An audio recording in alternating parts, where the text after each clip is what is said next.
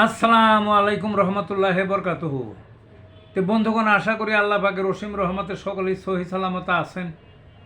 তো কবি Gazi আক্কাসাল YouTube channel 017140885009 এর পক্ষ থেকে আপনাদের সকলের প্রতি রইল একান্ত আন্তরিক শুভেচ্ছা ও ভালোবাসা।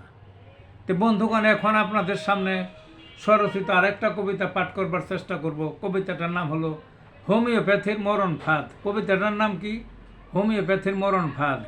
হোমিওপ্যাথি চিনে না কেউ বন্দি অন্ধকারে, ডাক্তারেরা যদিও চিনে নিজের মতো করে। রোগীকে রাখে গোলক ধাঁধায়, চিনবে কি করে, জানতে দেয় না ওষুধের নাম, আজগুবি সব বটে। রোগের জন্য ওষুধ খাবে নিজের টাকা দিয়ে, ওষুধের নাম গোপন রাখবে, যুক্তিটা তার কিসে।